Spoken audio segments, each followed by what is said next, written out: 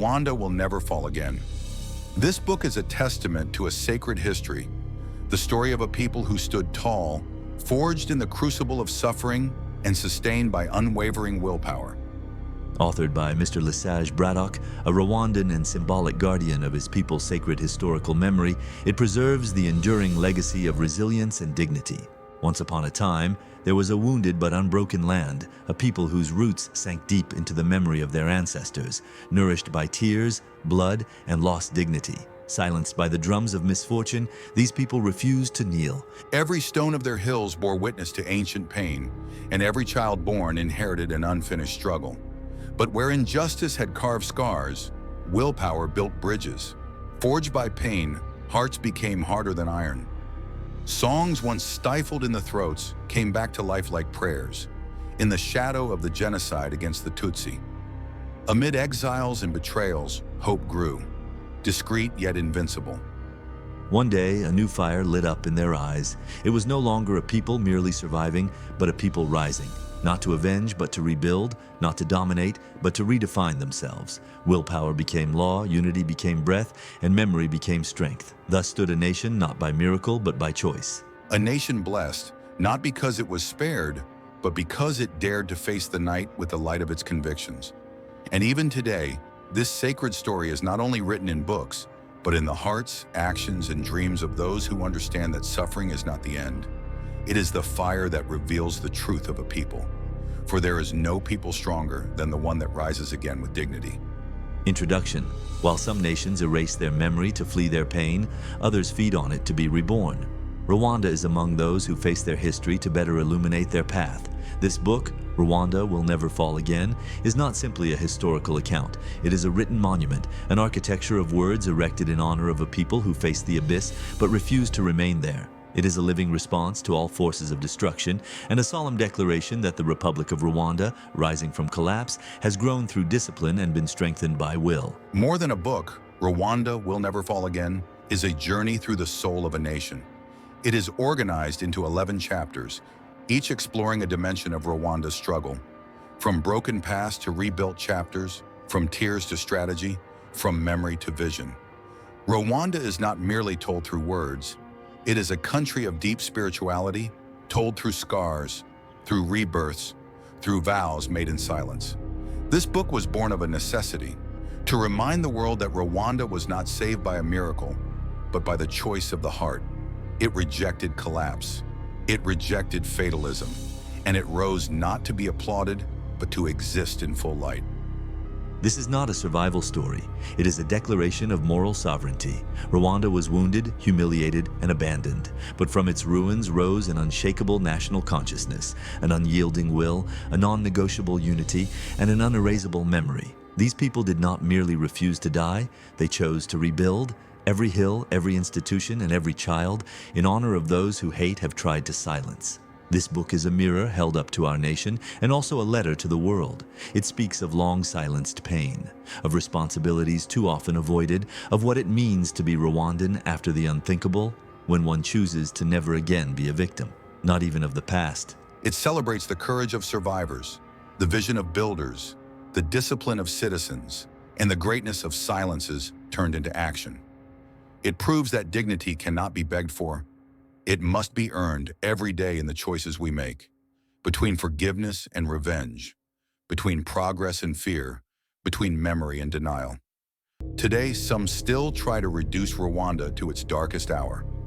They want to speak for it, write its story, rebuild its past with words that are not its own. This book answers them calmly but firmly. This country will not fall. It will not apologize for surviving. It will not bow to those who fled while it was falling. Because what Rwanda has rebuilt is not only roads and buildings, it is a consciousness. A generation, a way of standing tall, and no lie, no threat, no storm will ever erase that. This book is therefore more than a work. It is a stone in the foundation of collective memory.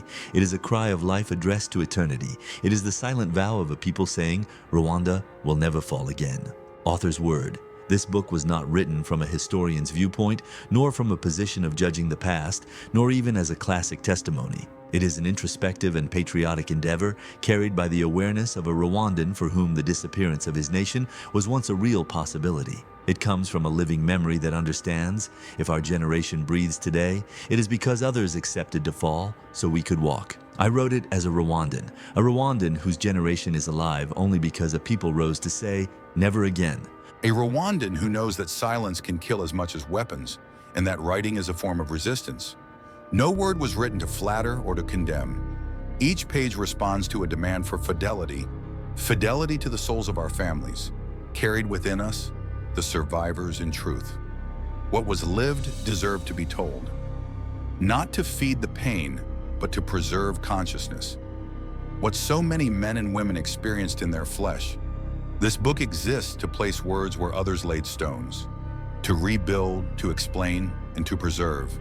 It was not written for the market, but for memory, not to please, but to endure. And if it succeeds in awakening a conscience, in strengthening a soul, in birthing a sense of responsibility, then its mission is fulfilled. This work is also dedicated to all those who still walk with invisible scars, to those who have forgiven without forgetting, who asked forgiveness with broken hearts but no bitterness, to those who chose dignity over hatred, who protect their Rwanda, not through speeches but through example and action. To those who have fallen, it was written. To those who still stand, it is dedicated, and to those yet to come, it is entrusted. Dedication. To the experts of the organization Benerage, whose enlightened contributions nourished the progressive analysis of this work and enriched its construction with ideas rooted in our sacred history, we express our deep gratitude. To the sacred memory of the martyrs of the genocide perpetrated against the Tutsi in 1994. May your names be our swords, may your silence be our cry of vigilance, and may your sacrifice be the covenant of our unity. To all survivors, you are the living witnesses of the truth. Your dignity is the moral foundation of this republic. This book owes everything to you. To the Rwandan and African youth, this book is a compass. Read it to never forget. Carry it to always remain standing. To Africa, here is a page from the story of a people who did not wait to be saved, but saved themselves. To the people of the world, living souls in our present bodies. With emotion, honor, and responsibility, I stand before you today to present a book that is not merely literature, but a written oath, a shared flame, and a reconstructed memory. The title says it all. Rwanda will never fall again. It is the cry of a people others tried to erase, but who chose to resist. It is the breath of a nation rising from ashes to become a beacon. It is the promise that never again will life bow to hatred. This book retraces our history with all its greatness and pain. Without falling into victimhood, it shows how a people can rise again without denial, forgive without forgetting, govern without dominating. It pays tribute to the martyrs. It honors the survivors, and it reaches out to those building every day the country our dead would have loved.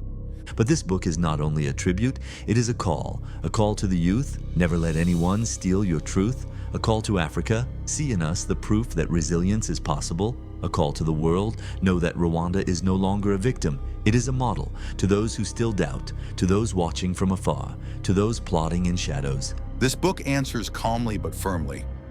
Rwanda will never fall again, and as long as there is a child to tell the story, a mother to pass on memory, a soldier to stand watch, a teacher to enlighten, and a leader to embody unity, then our flag will fly high, dignified, and eternal. Thank you for following us. See you next time for Chapter 1 of the book, Before the Storm, the original Rwanda. We will explore pre-colonial unity as the essence of the nation. As always, with Bradock Sage. Thank you again.